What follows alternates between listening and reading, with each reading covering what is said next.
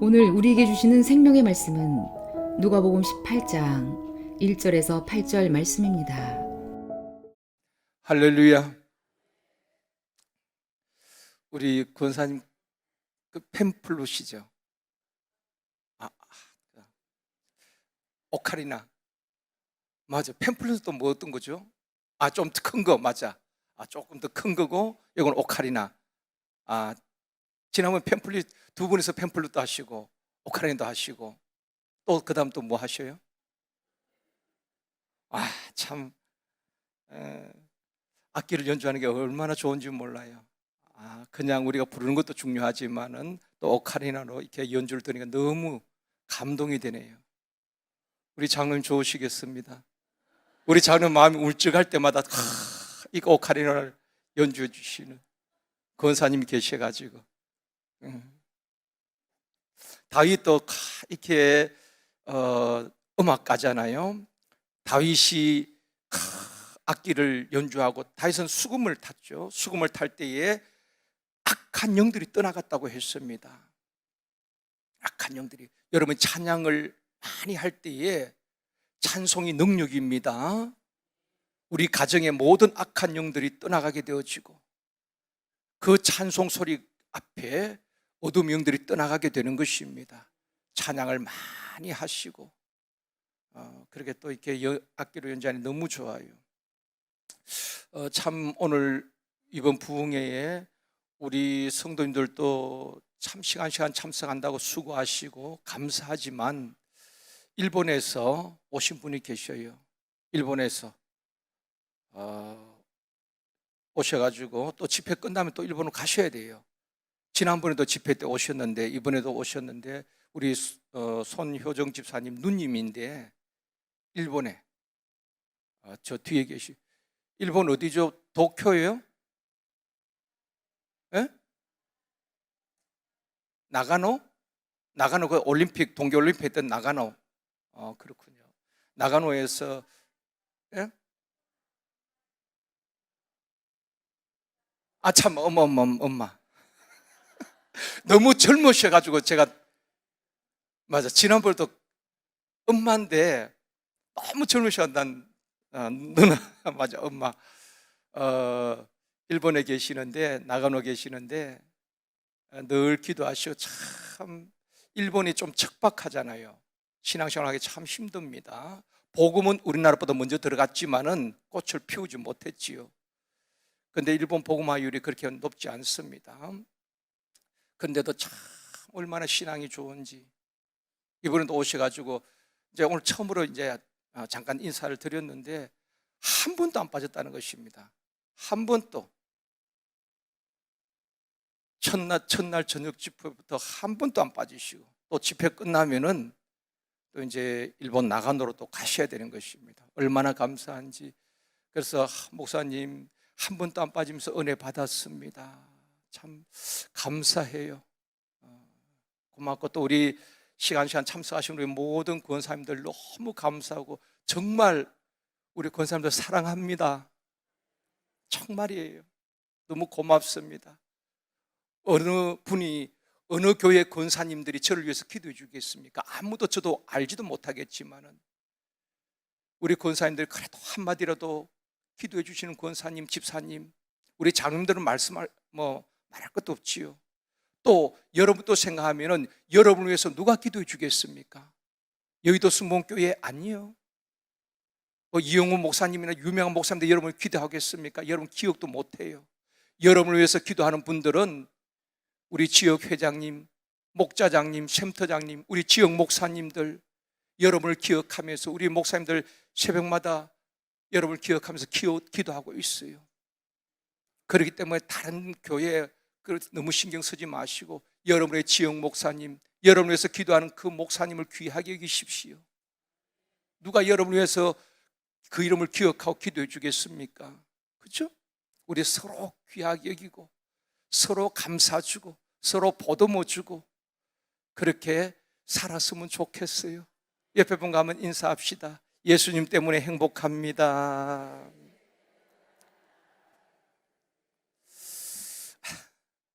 다시 한번요. 우리 권사님 때문에, 장로님 때문에 행복합니다. 그렇게 한번 인사합시다.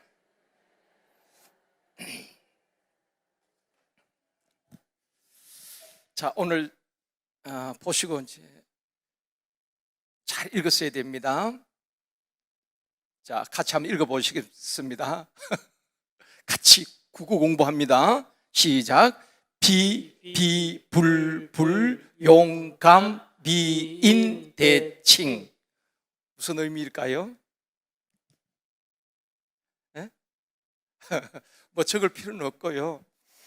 부산 지역에 육군 53사단이 있다고 합니다. 부산 지역에 육군 53사단이 있는데 거기에 신병교육대가 있는데 신병교육대장이 안수집사였어요. 신병교육대 같으면 이제 원스타거든요. 근데 이분이 나중에는 안수집사님이 이제 진급을 하게 되죠. 이제 소장이 되고 중장이 되고 그렇게 되는데 이 53사단의 신병교육대장이신 별하나 원스타인데 이분이 안수집사예요. 안수집사인데 참 믿음이 좋은 분이었답니다.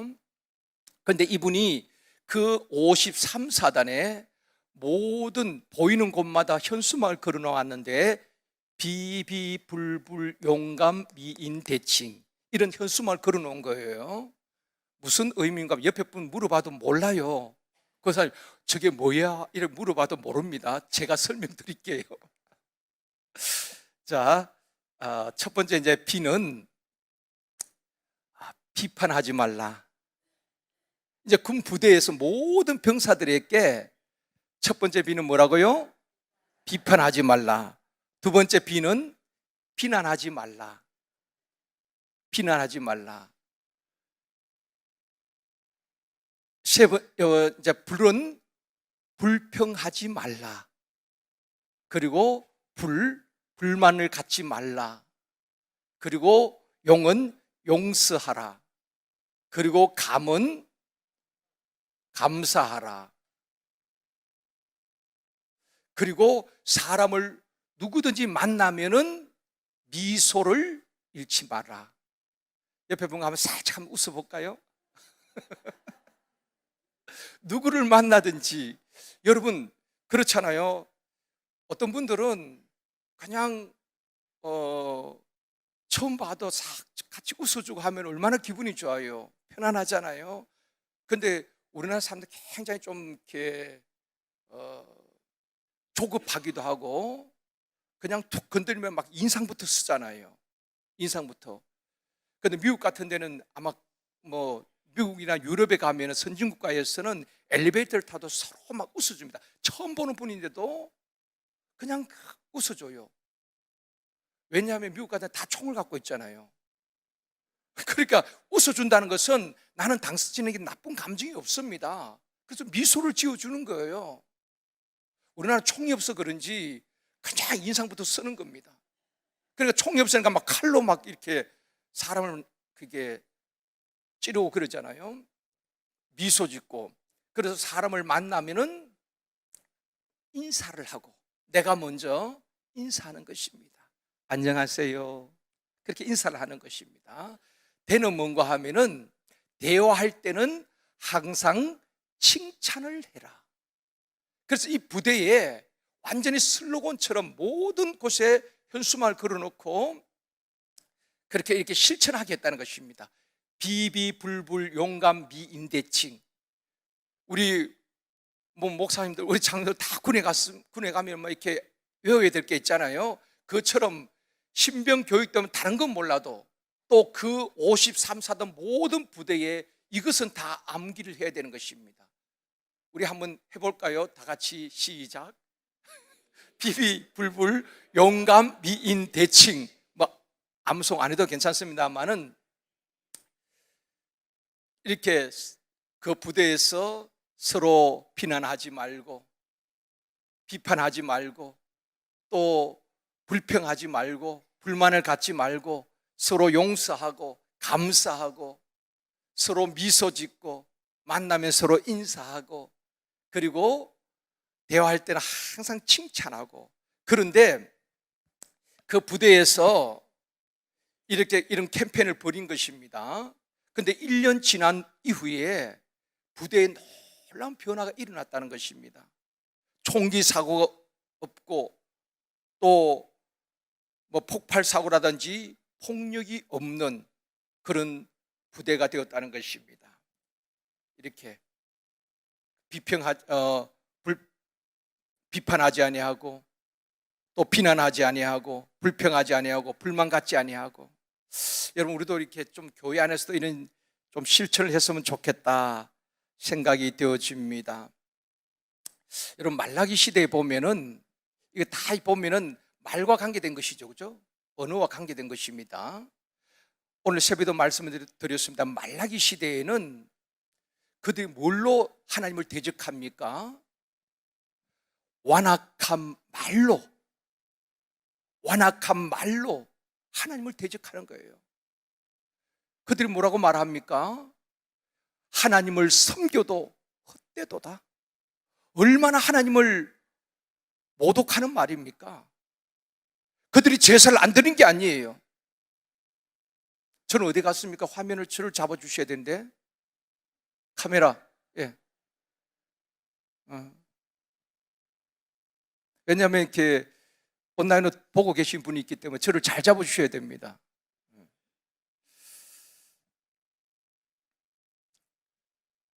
무슨 이야기 했죠? 예? 그들이 제사를 안 드린 게 아니에요. 제사를 드렸지만은 마음이 없으니까, 하나님을 사랑하는 마음이 없으니까 율법에는 험 있는 재물을 금하셨습니다. 그런데 그들은 험이 있는 것, 저는 것, 병든 것, 쓸모없는 짐승을 가져다가 재물로 드렸다 이 말입니다. 하나님은 뭐라고 말씀하셨던가요? 그 재물을 너희들의 총독께 드려보아라. 그들이 기뻐 너를 받겠느냐? 말라기 1장 8절에서 말씀하셨죠. 신앙의 변질은 예배에서부터 변질되어지는 거예요. 예배의 자리와 멀어지게 되어지고, 예배를 드려도 은혜가 되지 아니하고, 말씀이 부딪혀 튕겨나가고, 예배의 변질에서부터 우리의 신앙이 추락하기 시작하는 것입니다. 그들이 11조 안 드린 게 아니에요. 헌금 생활 안 한 게 아닙니다. 11조를 드리고 헌물을 다 드렸습니다. 그래서 말라기 3장에 보면 11조에 대해서 언급을 하고 있지요. 근데 그들이 나중에는 이렇게 말하는 것입니다. 그렇게 제사를 드리고 제물을 드리고 11조를 드리고 헌물을 드려도 하나님을 섬기는 것이 헛되도다. 드리나 드리지 않나 아무런 차이가 없다는 것입니다. 그러면서 입으로 완악한 말로 하나님을 대적하는 것입니다. 그들은 하나님이 주시는 복을 말로 다 엎어버린 것입니다. 성도들을 보면은 다 복받을 일을 해요. 그렇죠.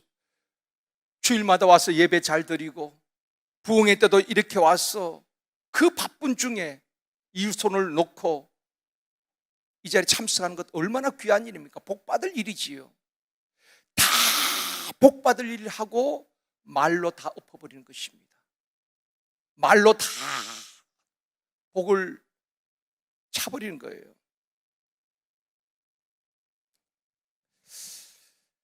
어느 주일학교에서 유치부에서 그림을 그리게 했습니다. 그림을. 그 제목이 뭔가 하면은 하나님을 상상해서 한번 그려보라는 것입니다. 하나님을 한번 상상해서 그려보라. 근데 유치부 아이들이, 어떤 아이들은 뭐 사람 형상으로 그리기도 하고 그렇게 그림을 그렸어요. 한 아이가 그림을 그렸는데 뭐 같아요? 예? 손 같죠? 제가 손을 그렸거든요. 예. 그림을 잘 그린 겁니다. 그런데 다른 아이들은 다 사람의 형상처럼 하나님을 상상해서 그렸는데, 한 아이가 손도 막 그 준 도화지 전체에 꽉 찰 정도 큰 손을 그린 것입니다. 그래서 선생님이 참 특이하다. 어떻게 하나님 이렇게 손을 이렇게 크게 그렸을까? 그 아이에게 물어보았어요. 왜 이게 무슨 의미냐? 물어보았더니만 이 아이가 하는 말이, 교회에 오면은 모든 성도들이 이권사님도 박권사님도 김권사님도 다 하나님 앞에 달라고 한다는 것입니다. 이 어린아이가 보니까 집에서도 엄마도 주십시오, 아빠도 주십시오, 교회 와도 선생님도 주십시오, 다 달라고 하니까 하나님이 손이 작아서는 안 되겠다는 것입니다. 그래서 하나님의 손을 크게 해서 달라는 사람 다 주려고. 그래서 이 아이가 그 상상력을 이렇게 동원해서 이 그림을, 하나님의 손, 그렇게 큰 손을 그렸다는 것입니다. 하나님이 달라고 하니까. 그러니까 하나님 그거 주려고 하니까 손이 커야 된다는 것입니다. 그래서 우리도 뭐 그런 말을 하잖아요. 권사님 손이 크단 말이 하잖아요. 밥을 내도 막 한 솥을 하고, 국을 끓여도 막 한 가마를 끓이고 손이 크다는 거 하잖아요. 그래서 이 아이는 하나님의 손이 달라는 사람이 많으니까 다 주려니까. 그렇죠. 우리가 하나님 앞에 당당히 구할 자격이 있습니다. 왜냐? 우리는 하나님의 자녀잖아요. 자녀들은 부모에게 당당하게 구할 자격이 있어요. 여러분의 자녀들이 뭐 이제는 자녀를 다 키웠기 때문에 손주들이 용돈을 받을 때에 할머니 앞에서 큰 절을 하고, 존경하옵신 할머니 마마 해야 되나, 할머니 제가 용돈이 필요하니까 용돈을 주시기를 바랍니다. 그런 아이 없어요. 아이들은 할머니든 할아버지든 아버지든 어머니든 맡겨놓지 아니하고 필요하면 당당하게 달라고 하는 것이지요. 우리도 하나님의 자녀의 권세가, 하나님 앞에 기도할 권세가 있는 줄 믿습니다. 기도해야 됩니다. 하나님 반드시 주실 줄 믿습니다. 그래서 하나님의 손은 큰 손이잖아요.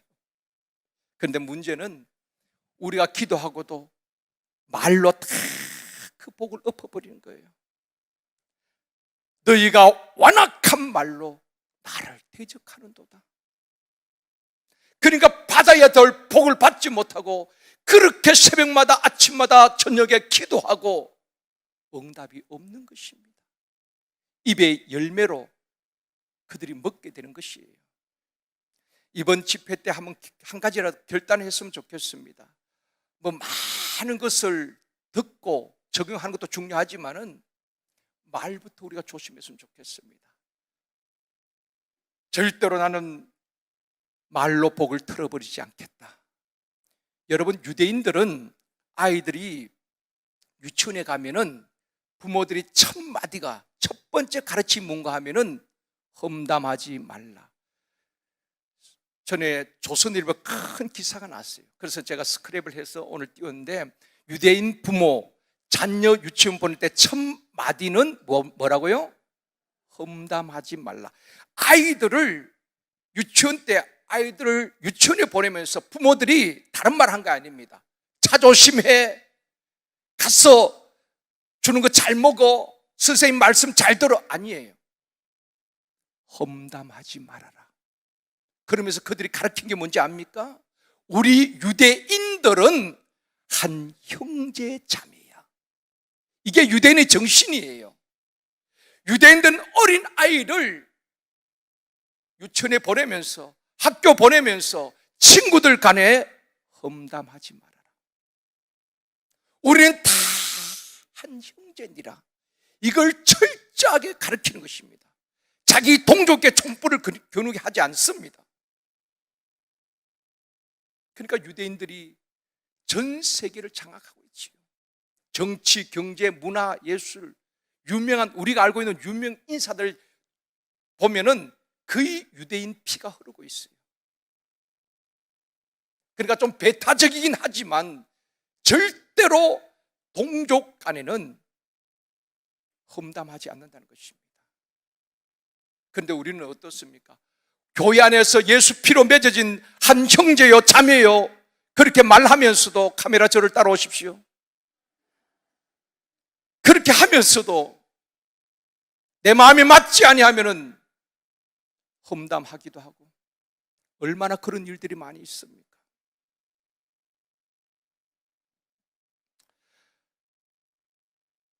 사람을 함부로 판단하고 정죄하면은 안 됩니다. 가정에서도 또 샘터에서도 교회에서도 이번 부흥회 다른 거 다 잊어버려도 괜찮아요. 말로 복을 틀어버리지 말자. 한번 따라합시다. 말로 복을 틀어버리지 말자. 말로 복을 차버리지 말자. 완악한 말로 하나님을 대적하지 말자. 사람들은 말로 하는 것은 죄가 아닌 줄 압니다. 내가 행동으로 하는 것만이 죄인 줄 압니다. 아니요. 우리 하나님은 우리의 입술을 주목하는 거예요. 내 모든 말로 복을 만들어내기도 하고 말로 복을 다 엎어버리기도 하는 겁니다. 그렇게 자녀들 위하여서 눈물로 하나님 앞에 기도했던 분들이 말로 복을 다 엎어버린 거예요. 그러니까 그 자녀에게 제대로 응답이 안 되는 거예요. 그렇게 기도했는데도 말입니다. 우리 입술이 변화되어지면은 우리 인생이 달라지는 것입니다. 여러분, 쉽게 모든 짐승은 길들이면 길들여지지만 우리 혀는 길들일 자가 능력이 없다고 했잖아요. 그만큼 말을 절제한다는 것 쉽지 않습니다. 그래서 다윗이 오직하면 내 입에 재갈을 먹이겠다. 감사합니다. 하나님, 제가 또 실수했네요. 잘못했어요. 하나님, 늘 감사의 고백을 드리면서 찬양으로 하나님 앞에 영광을 올려드리면서 복을 만들어가는 사람 말입니다. 어느 대학 졸업식장에서 학생들이 차례대로 이제 졸업장을 수여받습니다. 총장이 서 있고 교수들이 서 있고 학생들이 쭉 지나가면서 졸업장을 수여받고 또 총장과 악수를 합니다. 한 학생이 있었어요. 한 학생은 한 손을 주머니에 손을 넣고 그리고 한 손으로 졸업장을 받는 겁니다.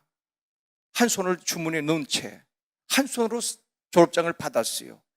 그리고 총장과 악수도 하지 않고 그냥 지나갑니다. 그 졸업식장에 참석했던 많은 하객들 가운데에 축하객들 가운데에 한 사람이 그 모습을 보면서 아주 불쾌해하는 것입니다. 세상 참 많이 변했구나. 어떻게 금방지게 총장 앞에서 한 손을 주머니에 넣고 한 손으로 이렇게 졸업장을 받을 수가 있어. 이분이 막 분노하는 것입니다. 그러면서 이 학교에서는 4년 동안 무엇을 가르쳤단 말인가? 이 축하객이 막 화를 내는 겁니다. 그분 또 그 누군가의 부모였겠지요. 그런데 그 축하객 옆에 한 학생이, 재학생이 앉아서 있었습니다. 막 분노하고 얼굴이 붉어지면서 이 학교에서는 도대체 무엇을 가르쳤단 말인가? 어떻게 저렇게 학생이 예의도 없이 금방지게 손을 호주머니에 넣고 또 한 손으로 졸업장을 받는단 말이냐? 막 분노하는 것입니다. 그때 한 재학생이 그렇게 말합니다. 선생님, 사실은 그게 아니에요. 나는 이 학교 다니는 재학생인데 저 선배님은 한쪽 팔이 없는 분입니다. 어수를 하고 그런 가운데서 한쪽 손으로 열심히 4년 동안 공부했던 모범 선배님이고 모든 재학생들이 존경하는 우리 선배님입니다. 그때 이 축하객이 얼굴이 붉어지면서 눈으로 보이는 것만 보고 평가하고 비난했던 자신의 경솔함에 고개를 숙였다는 것입니다. 이 사람이 한쪽 팔이었고 어수이기 때문에 한쪽 주머니에 손을 넣은 것을 몰랐던 것이지요. 그냥 눈에 보이는 것만 한 손을 가지고 상장을 받는다고 그렇게 비난하고 예의가 없다고 도대체 이 학교에서는 4년 동안 무엇을 가르쳤느냐고 말을 했는데 자기의 경솔함을 후회하게 됐다는 것입니다. 여러분, 우리가 그럴 때가 얼마나 많이 있겠습니까? 우리가 그 집사님, 그 권사님, 그 성도님의 가정 형편을 다 알고 있나요? 그 속사정을 모른 채 눈에 보이는 것만 가지고 판단하고 정죄할 때가 얼마나 많이 있느냐는 것입니다. 나는 옳은 척, 나는 어려운 척, 나는 정의로운 척, 마치 바리새인과 서기관들처럼 말입니다. 나는 기도를 이렇게 많이 하고 있어. 나는 이렇게 많이 구제하고 있어. 일주일에 2번, 3번 금식하고 있어. 너희들은 도대체 뭐 하는 거야? 너희들 믿음 있는 거야? 라고 정죄할 때가 얼마나 많이 있습니까? 하나님 앞에 우리가 어려우면 얼마나 어렵겠습니까? 예수 그리스도의 은혜가 아니면 하나님 앞에 설 자가 누가 있으며, 하나님의 사랑과 은혜가 아니면 오늘 이 자리에 나올 자가 누가 있겠습니까? 다 연약하고 다 부족하기에 서로를 붙들어주고 서로를 세워주고 서로를 위로해주고 허물을 감싸주고 그들의 상처와 아픔을 사며주고, 그걸 위해서 교회를 주신 것 아니겠습니까? 우리 제일성도교회가 그런 교회가 되었으면 좋겠습니다. 세상 사람들이 왜 교회를 싫어할까요? 말이 많다는 것입니다. 그러니까 그 속에 들어가고 싶지 않은 것입니다. 들어가면은 나도 누군가의 또 토마에 오를 수 있고 그게 싫다는 것입니다. 여러분, 정말 세상에 상처 있고 의지할 곳 없던 사람들이 교회 와서 샘터에서 포도모 줍니다. 새가족부에서 감사줍니다. 장로님, 권사님들이 잘 오셨다고 늘 격려해 줍니다. 그런 교회가 좋은 교회 아닐까요? 여러분, 가정도 마찬가지입니다. 좋은 가정, 나쁜 가정 어디 있겠어요? 그 가정 구성원들이, 온 가족들이 서로 사랑하고 가족은 허물을 덮어주는 것 아니겠습니까? 서로 격려해주고 힘들어할 때 같이 힘들어하고 눈물 흘릴 일 있을 때 같이 울고 좋은 일 있을 때 같이 기뻐하고, 그게 가정 아니겠습니까? 가족들이 서로 그렇게 하나가 되어줄 때 그 가정이 행복한 가정이에요. 그 가정이 좋은 가정이에요. 집이 좋아서 좋은 가정이 아니라 그게 행복이 있는 것 아니겠습니까? 아무리 좋은 집에서도 100평 아파트에 살아도 가족 간에 서로 대화가 단절되어지고 찬바람이 생생 돌고 각자가 살아간다면 그것은 가정이라고 말할 수가 없겠지요. 가족이라고 말할 수가 없겠지요. 그래서 교회는 영적 가족 모임인 것입니다. 예수 그리스도 안에서 우리는 형제 자매라고 말하는 것입니다. 유대인들 아까 이야기했죠. 우리는 한 가족이기 때문에 험담해서는 안 돼. 여러분, 죄송하지만 자꾸 남의 이야기를, 좋은 이야기가 아니고 험담하는 분들은 여러분 가까이 하지 않는 게 좋습니다. 그 영향을, 안 좋은 영향을 받게 돼요. 왕따시키는 말이 아니라 가까이 하다 보면 여러분도 동조하게 된다 이 말입니다. 사람은 말을 들으면은 그것이 사실이 아닐지라도 나도 오염되기가 쉬운 것입니다. 예를 들어서, 자, 여러분, 우리 임 목사님이 계시는데 제가 임 목사님을 굉장히 좋아하고 참 좋은 목사님이시다, 우리 귀한 목사님 잘 오셨다, 이런 생각을 갖고 있어요. 예를 들어서 이야기하는 겁니다. 그렇지, 또 사실이고 그 남주에게 참, 지난번에 우리 목사님도 좋았지만은 참 우리 새로 오신 임 목사님 너무 좋아, 그런 마음을 제가 갖고 있어요. 그런데 우리 그 누군가가 제게 와서 목사님, 임 목사님 잘 모르지요. 우리가 남지에서 겪어보니까요, 임 목사님 이것도 좋지 않고 저것도 좋지 않고 신방을 해달라고 그랬는데도 이렇게 저렇게 핑계를 대면서 와주지도 아니하고 뭐 이런저런 안 좋은 이야기를 하게 되어지면은 저는 좋게 봤어요. 그럼에도 불구하고 그분들이 그런 말을 하게 되어지면 내가 들으면은 내가 임 목사님 잘못 봤나? 내 마음에서부터 이분에 대한 처음 모든 것이 무너지기 시작하는 것입니다. 그러면서도 이분을 볼 때에 이분이 좋은 분이 아니라 이렇게 참 신방을 해도 가지 아니하고 뭐 이렇게 안 좋은 이야기를 듣게 되어지면 이분에 대한 평가가 달라진다 이 말입니다. 그렇기 때문에 험담이나 비난은 자신뿐 아니라 상대방까지도 무너뜨리는 거예요. 조심해야 하는 것입니다, 여러분. 마귀는 그래서 한 사람, 말 많은 사람을 딱 들어서 그 공동체를 무너뜨리는 거예요. 그 셈터를 무너뜨리는 거예요. 사람을 이간질하는 겁니다. 그래서 그 공동체를 무너뜨려요. 한때 신천지에서 첫 번째 타깃이 뭔지 아셔요?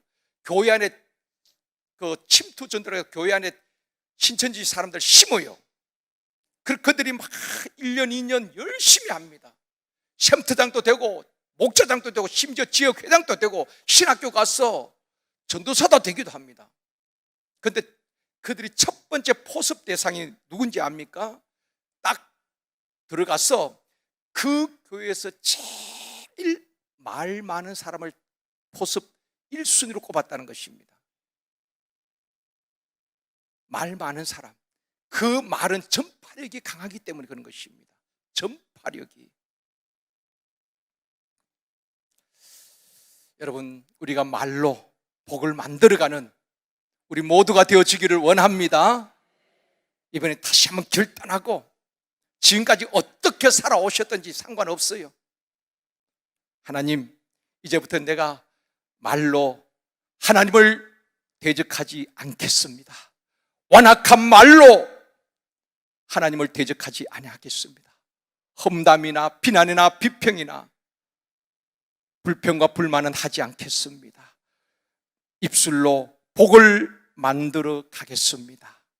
결단하는 집회가 되었으면 좋겠습니다. 옆에 분과 한번 인사하시겠습니다. 감사합니다. 직분도 불려주면 좋겠어요. 권사님 사랑합니다. 다시 한번요. 장로님 덕분입니다. 다시 한번요. 우리는 한 가족입니다. 여러분, 가족이 뭡니까? 가족은 좋은 것은 서로 막 알리고 싶죠. 우리 자녀들이 좋은 직장에 취직을 했다든지 원하는 대학에 합격을 했다든지 좋은 일이 있으면 막 알리고 싶어요. 근데 가족 가운데 안 좋은 일이 있으면은 가족은 다 허물을 덮어줍니다. 그렇죠? 남편의 허물을, 자식의 허물을 동네방에 다니면서 나팔 불고 다니는 가족이 있나요? 그건 가족이 아닙니다. 가족은 좋은 것은 알리지만 안 좋은 것은, 아픔과 상처는 우리 가족들이 아파하더라도 남들이 알까봐 쉬쉬하는 겁니다. 혹이나 자녀들 가운데 결혼을 시켰는데 행복하게 살았으면 좋겠는데 마음이 맞지 않아서 어떤 이유든 헤어졌어요. 요새는 뭐 그럴 수도 있지요. 근데 혹이나 다른 사람이 알까봐 가족끼리 아파하면서 쉬쉬하지 않나요? 그게 가족이기 때문에 그런 것입니다. 우리는 영적 공동체예요. 한 가족이기 때문에 허물은 덮어주는 거예요. 기쁜 일은 서로 축하해 주는 거예요. 그래서 우는 자와 함께 울고 웃는 자와 함께 우는 그런 생명의 공동체, 우리가 꿈꾸는 우리 제1성도교회가 되어줄 줄 믿습니다.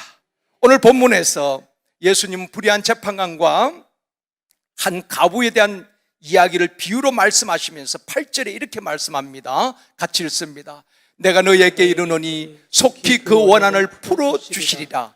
그러나 인자가 올 때에 세상에서 믿음을 보겠느냐? 세상에서 믿음을 보겠느냐? 그 믿음이 어떤 믿음일까요? 우리 주님이 보고자 하는 그 믿음. 오늘 말씀 속에서 우리가 다시 한번 답을 찾기를 원합니다. 히브리서 9장 27절에 보면 이렇게 말씀하고 있습니다.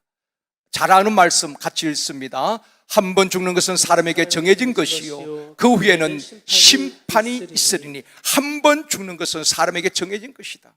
여러분, 사람들은 살기 위해서 얼마나 몸부림칩니까? 사는 것이 나의 문제라면은 죽는 것 또한 나의 문제인 것입니다. 죽음으로 끝나는 것이 아니라 그 이유가 있다는 것입니다. 뭐가 있지요? 그 이유 다시 띄워주십시오.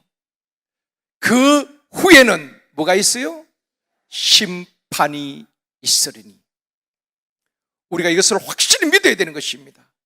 많은 사람들은 죽음이 끝이라고 생각합니다. 그래서 최후의 도피처로 죽음을 택하기도 하는 것입니다. 아니요, 한 번 죽는 것은 사람에게 정해진 것이지만 그 후에는, 죽음 이후에는 반드시 심판이 있다고 성경 곳곳에서, 오늘 새벽에 들었던 말라기에서도 우리 주님이 정한 그날에 내가 의인과 악인을 심판하리라, 분별하리라. 주님이 정한 그날에 주를 섬기는 자와 섬기지 않는 자를 내가 구별하리라. 기억나시지요? 우리 주님이 심판하시는 것입니다. 심판주로 다시 오시는 것입니다. 초림의 예수님은 우리를 구원하기 위해서 구원주로 오셨지만 재림의 주님은 심판주로 오셨어.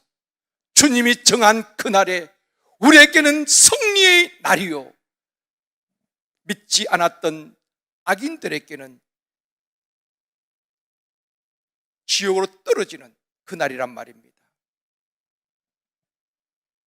그 이유가 있음을 믿어야 하는 것입니다. 심판은 누가 대신 설 수가 없습니다. 우리 각자가 서야 하는 것입니다.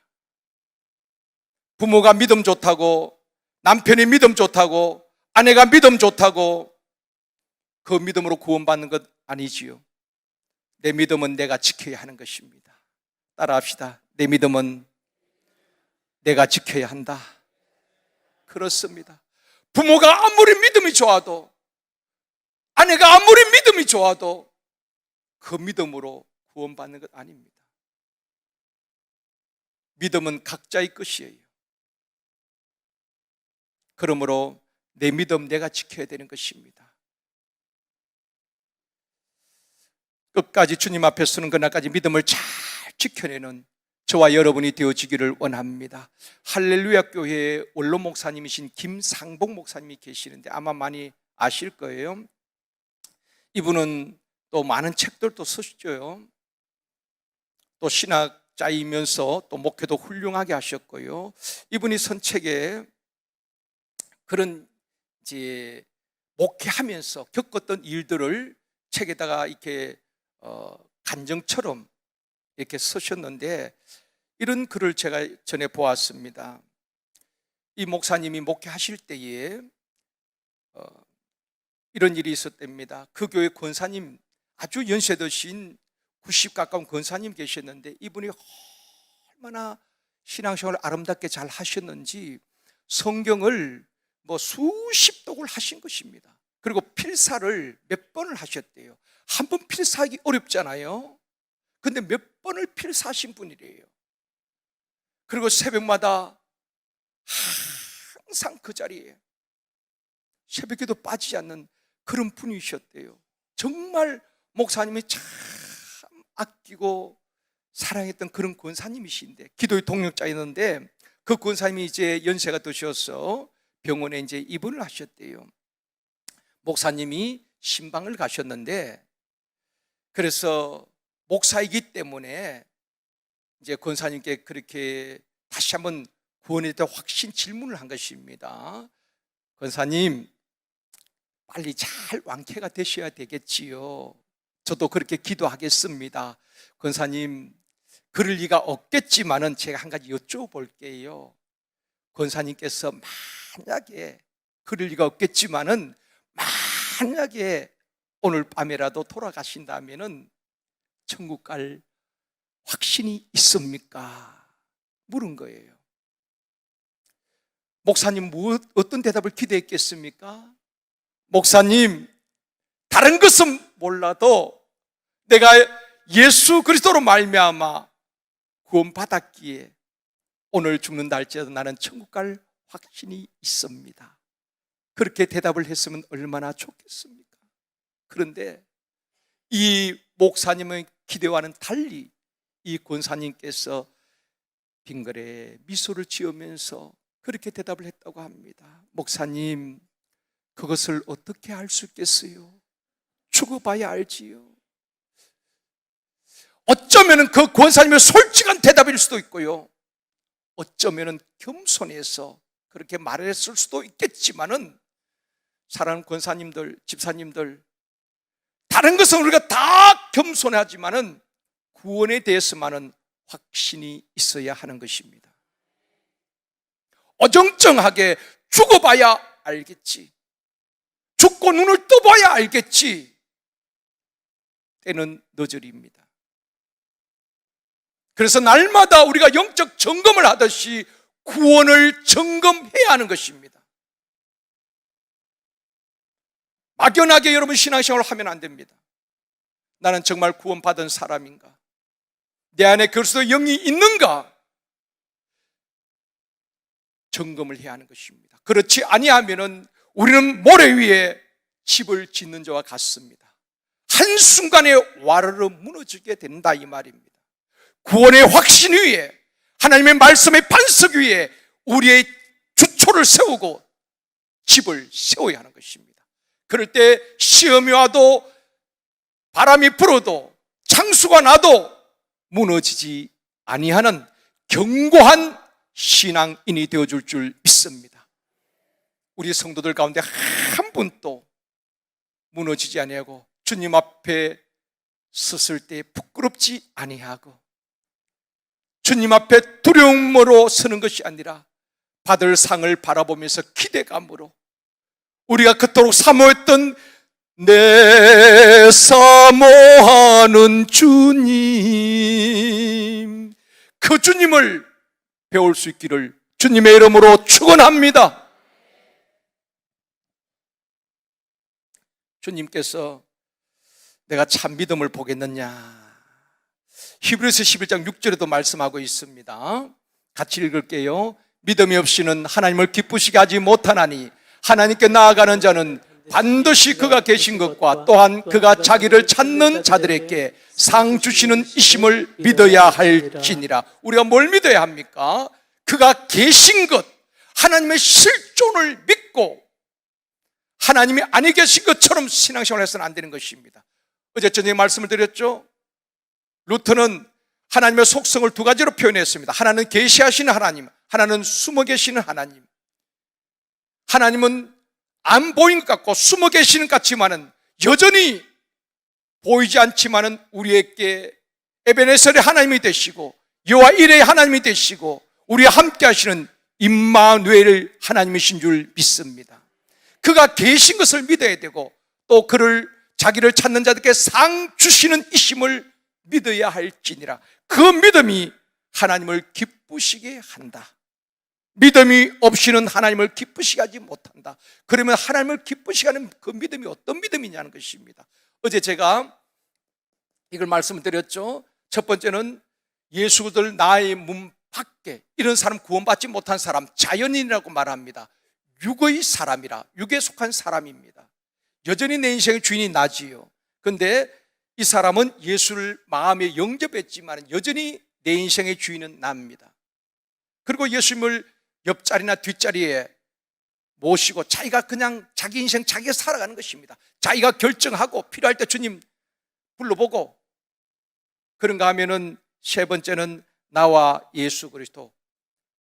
믿음이 충만할 때는 주님 내 인생의 주인 되십니다. 그분께 핸들을 맡겼다가 조금 기분이 거시기 하면 그냥 밀쳐내고 자기가 또 운전을 하는 것입니다. 그러다 또 사고 내고. 그런데 우리가 꿈꾸는 성숙한 그리스도인은, 장성한 그리스도인은 예수님께 모든 주도권을 드리는 것입니다. 내 노후 문제도 걱정되지요. 주님께 맡겨드리고, 우리 자녀 문제, 때로는 자녀들 보면 아직도 답답할 때가 있습니다.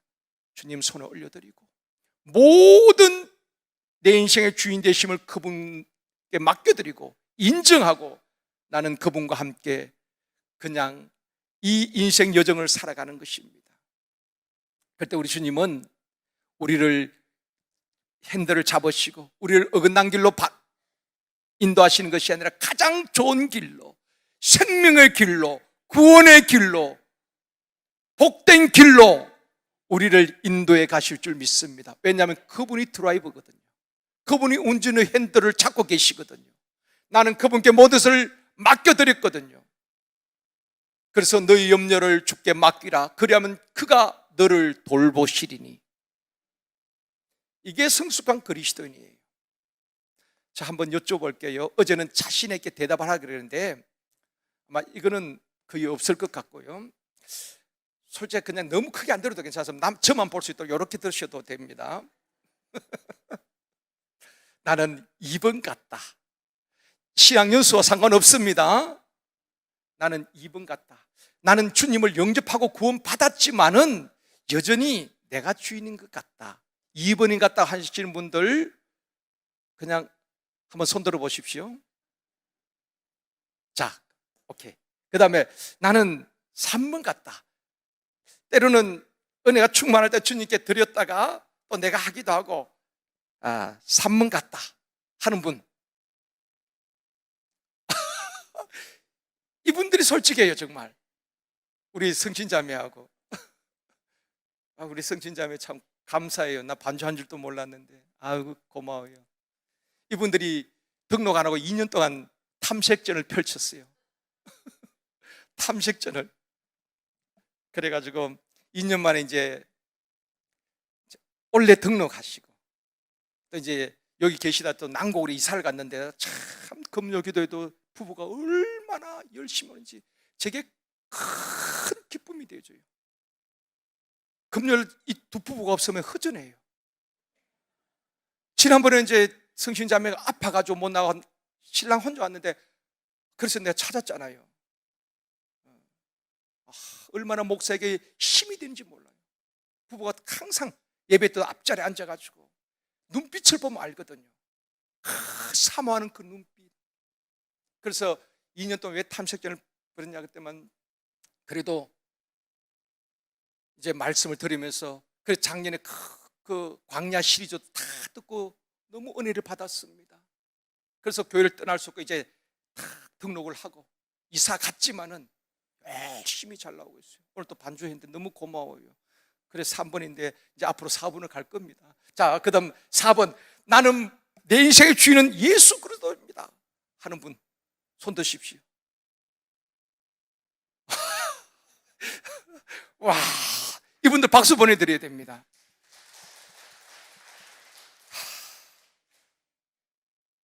근데 우리 장로님은 4번에 손 드셨어요. 부부는 일심동체니까 우리 권사님도 4번인 줄 이제 믿습니다. 근데 지금 보니까 한 10분의 1만 자기 의사를 표시했어요. 그 나머지 분은 다 이겁니까?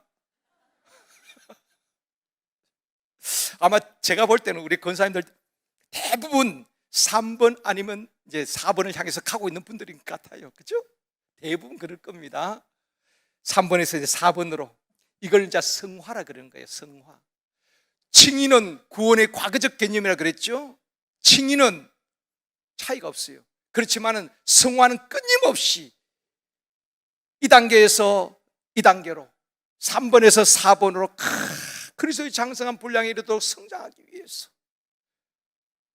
그렇게 끊임없이 우리가 성장하고 또 성장해 가는 것입니다. 이 성장한 그리스도는 이 믿음이 하나님을 기쁘시게 하는 믿음이다 하는 것입니다. 믿음에는 이제 크게 두 가지, 전에 다 말씀을 드렸기 때문에 간단하게 말씀드리면, 첫 번째는 구원의 믿음이 있죠. 구원의 믿음. 구원의 믿음은 강하고 약한 것이 없습니다. 구원의 믿음은 잘 믿고 못 믿는 것이 없다 이 말입니다. 자, 예수 믿지 않는 이 자연인, 육에 속한 사람은 예수를 내 마음에 모셔드리고 영접하면은 구원 받은 거예요. 구원은 큰 믿음, 적은 믿음이 없어요. 구원은 잘 믿고 못 믿고 없습니다. 그런데 우리는 그 사람 믿음 좋다, 그 사람 믿음 없어, 우리가 뭘 가지고 판단합니까? 구원의 믿음 아니에요. 구원의 믿음은 있든지 없든지 둘 중에 하나거든요. 요한복음 1장 12절 볼까요? 같이 읽습니다. 영접하는 자, 곧 그 이름을 믿는 자들에게는 하나님의 자녀가 되는 권세를 주셨으니, 영접하는 자, 믿는 자 같은 말이에요. 영접했다는 것은 예수를 내 마음에 모셨다는 거예요. 그 사람이 믿는 사람이에요. 그 사람이 구원의 믿음을 가진 자예요. 구원의 믿음을 하나님이 선물로 주셨다 이 말입니다. 그러니까 이 사람은 구원 받은 자예요.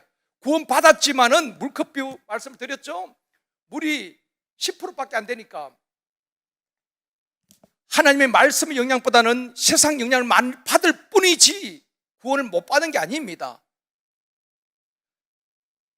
예수가 그래도 내 안에 들어온 것, 영접했다는 것은 믿는 것과 같은 말이란 말입니다. 이 믿음은 잘 믿고 못 믿고가 없어요. 예수 그리스도로 말미암아 의롭다함을 입은 것, 증인은 사람과 꼭 같은 겁니다. 이해 가셔요? 이해가 안 가시면 나중에 지영 목사님께 다 물어보십시오. 그러나 우리가 구원받은 성도들이 그 다음에 성장해 가야 되잖아요. 마치 새 생명이 탄생했으면 그 아이가 그 다음부터 자라잖아요. 한 달, 두 달, 1년, 2년 지나면서 자라듯이 새 생명은 자라게 되어 있습니다. 우리가 예수 영접했다는 예수의 생명이 내 안에 들어왔다 이 말입니다. 예수의 생명이 내 안에 있으면 그 사람은 자라게 되어 있어요. 왜 자라지 않는가? 예수 그리스도의 생명이 없기 때문에 자라지 않는 거예요. 예수를 영접한 사람은 그때부터 자라게 됩니다. 이 베이비 크리스찬, 영적 어린아이에서 영적 청년에서 그리스도의 장성한 분량으로 자라게 되는 것입니다. 성장하게 되는 것입니다. 구원의 믿음은 차이가 없어요. 그러나 이 믿음을, 자라는 이 믿음을 뭐라고 말하면 두 번째로 생활의 믿음이라고 말합니다. 이것을 다른 말로 은사적 믿음이라고 하는 거예요. 자, 구원의 믿음은 차이가 있다 없다?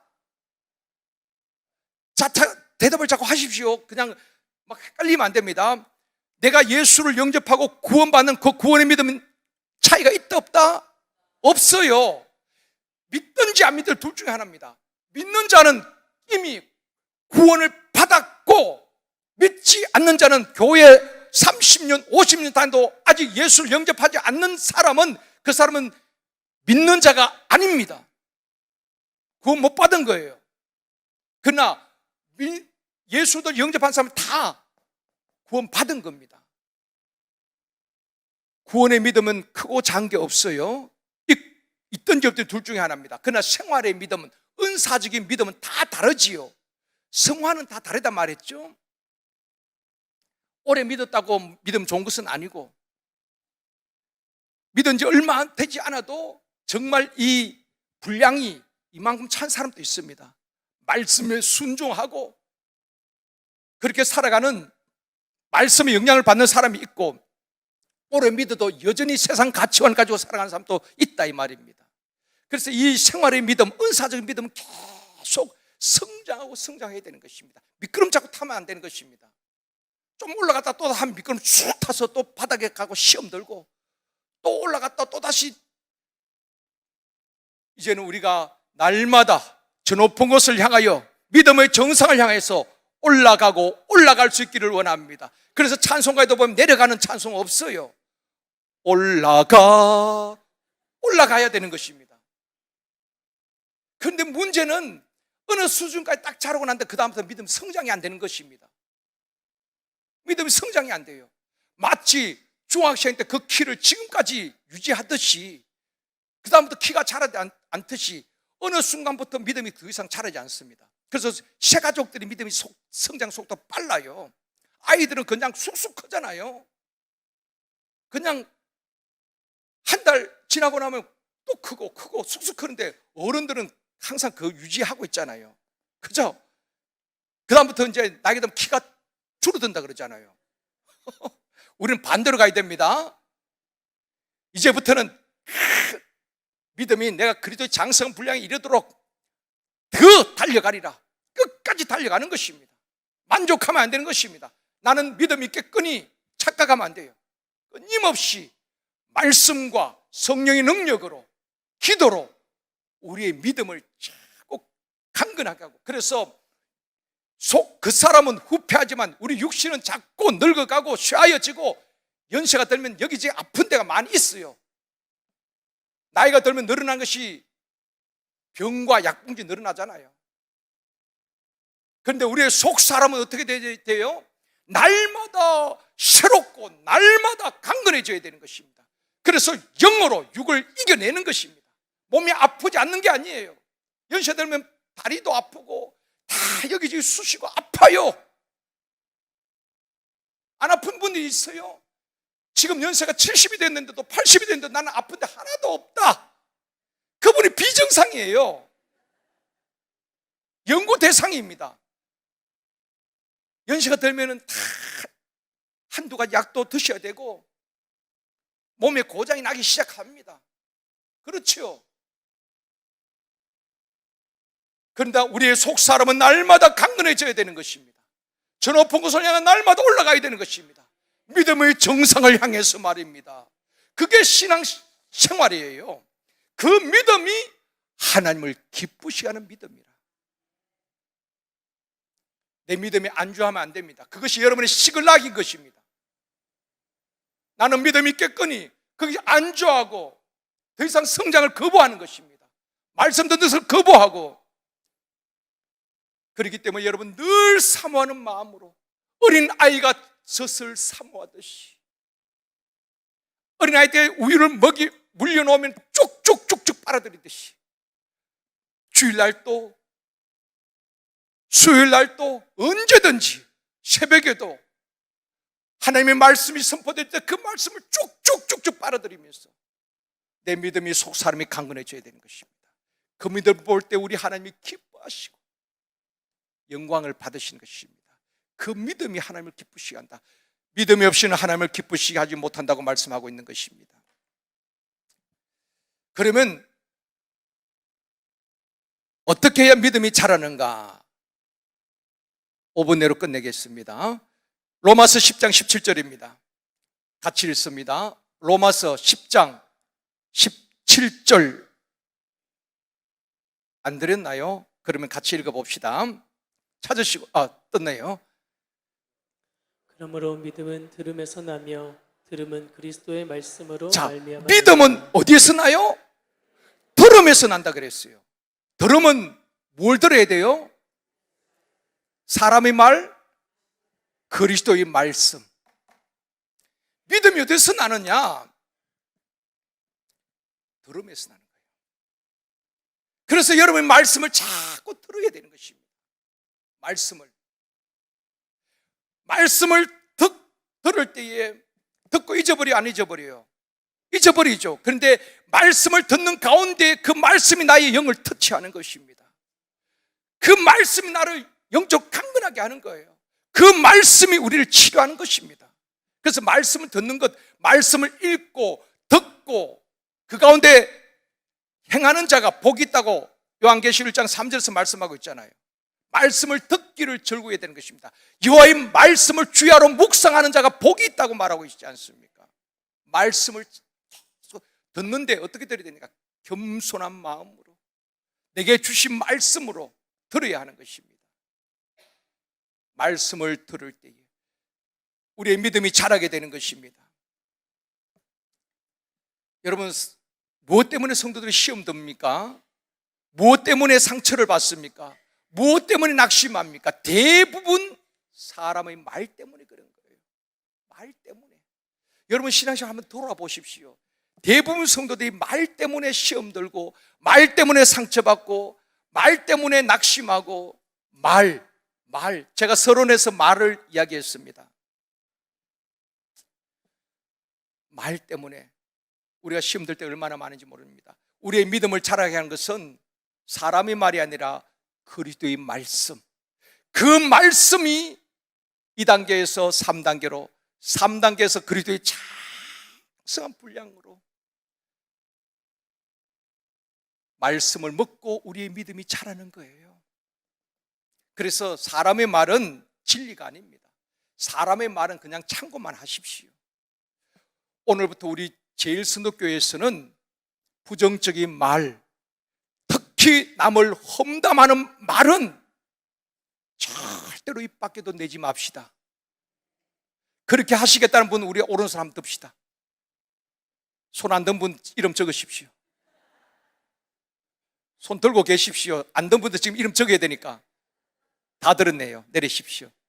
우리 하나님 앞에 이 손 든 것 수약입니다. 오늘부터 김집사가 뭐 어쨌대, 박권사가 뭐 어쨌대, 그런 분들은 우리 신고함을 일찍 만들어야 될 것 같아. 신고. 요새도 막 신고하면 신고한 사람 포상도 해주잖아요. 그거 괜찮을 것 같으네. 그래야지. 북한에서는 서로 그렇게 막 김정은 욕하다가 신고되면 그냥 뭐 죽음입니다.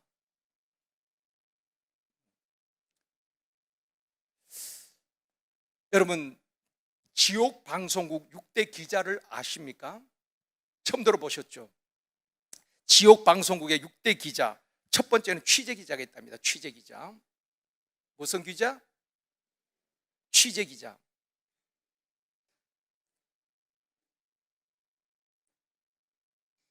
이 제자인가요? 취재 기자가 있는데, 이거는 마귀 방송국입니다. 6대 기자, 취재 기자는 늘 취재하러 다니는 것입니다. 그래서 오늘 부흥회도 참석해서 은혜 받기 위해서 참석한 것이 아니라 취재하기 위해서 온 겁니다. 그래서 쫙 취재하는 것입니다. 오늘 낮 집회 누가 나왔네? 누가 안 나왔네? 끝나면 집에 가서 전화하는 것입니다. 아무 권사에게 안 나온 분에게 전화하는 거죠. 왜 안 나왔어? 전화하는 거예요. 그렇게 전화하고, 그리고 또 그 권사님 물어봅니다. 오늘 낮 집회 때 무슨 말씀 들었어? 몰라. 취재 기자이기 때문에 모르죠. 그런 사람은 취재 기자라 그럽디다. 그리고 두 번째는 편집 기자가 출입 기자가 있어요. 출입 기자는 이 집 저 집 다니면서 말을 옮겨 다니는 사람을 마귀 방송국 출입 기자. 세 번째는 편집 기자가 있더라고요. 편집 기자는 들은 말을 더하거나 곱하기 해서 불려서 편집을 해서 또 막 이렇게 보내는 것입니다. 그리고 사진 기자는 항상 찍고 다니는 것입니다. 눈으로 찍고 다니는 것입니다. 그래서 암흑의 권사와 암흑의 권사가 같이 다니는 것을 봤다는 둥, 어느 식당에 들어가면서 봤다는 둥 사진 찍고 다니는 것입니다. 그리고 암흑의 권사하고 요새 친한가 봐. 그러면서 요새 두 권사가 잘 붙어 다니다가 또 같이 안 다니는 거 보니까 좀 뭔가 마음이 상한 거 있었나 봐. 사진 찍고 다니는 것입니다. 그럴 시간에 좀 성경 읽고 말씀을 좀 들으십시오. 그리고 보도기자가 있어요. 보도기자는 9시 앵커처럼 소식을 알려주는 것입니다. 권사 여러분, 알려드립니다. 암흑의 권사는 지금 시험 들어서 자빠져 있습니다. 뭐 이렇게 보도하는 것입니다. 그리고 암흑의 샘터에서는 자기들끼리 싸워서 지금 샘터도 중단이 되었습니다. 뭐 이런 식으로 계속 보도만 하는 것입니다. 그리고 여섯 번째는 외신 기자가 있대요. 부흥회 때도 참석하지 아니하고 지금 다른 데 취재하러 갔어요. 맨날 바깥에 돌아다니면서 어느 교회는 어떻고 어느 교회는 어떻고, 외신 기자는 외신.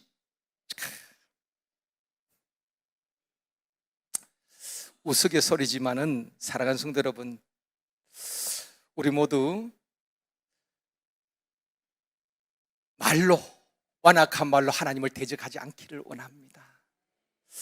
그만 여러분이 마음에 새겼으면 좋겠어요. 우리는 다 복받을 일을 해요. 정말입니다. 우리 성도들 보면 다 복받을 일을 해요. 그 힘들게 자기 쓰기도 부족하잖아요. 그걸 헌금을 드려요. 선교하게 또 선교 헌금을 드립니다. 그것이 십시일반 모아져서 매달 1,500만 원 이상 우리가 외부로 나갑니다. 공식적으로 매달 나가는 게 적은 게 아니지요. 5천원, 만 원이 모아졌으면 말입니다. 다 복받을 일을 해요. 그런데 결정적인 순간에 이렇게 하나님을 섬기는 것 헛되구나. 말로, 완악한 말로 하나님을 대적하고 말로 복을 다 엎어버리는 안타까운 일들이 얼마나 많은지 모릅니다. 사랑하는 성도 여러분, 우리가 심은 그 축복의 씨앗이 싹이 나고 아름답게 열매 맺기를 원합니다. 말로 복을 털어버리지 말고, 말로 복을 엎어버리지 말고,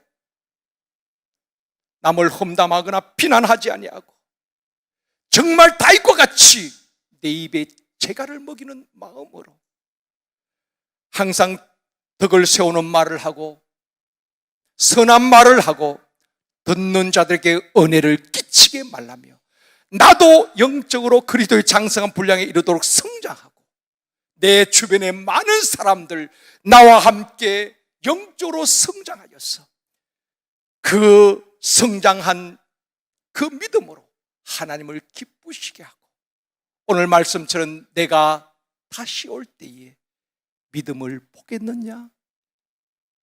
주님은 다시 오실 때에 어떤 믿음이냐? 그걸 보신다는 것입니다. 그럴 때 우리 주님께서 우리의 믿음을 보시고 기뻐하시면서 마치 고넬료에게 이스라엘 중에 이만한 믿음을 내가 보지 못하였노라 극찬하심 같이, 그리고 그 가정의 문제를 해결해 주심 같이 주님을 기쁘시게 하는 믿음으로 하나님께는 영광이요 우리의 모든 기도가 아름답게 열매 맺어져 우리의 말로 복을 만들어가는 복된 성도님들 되시길 주님의 이름으로 축원합니다.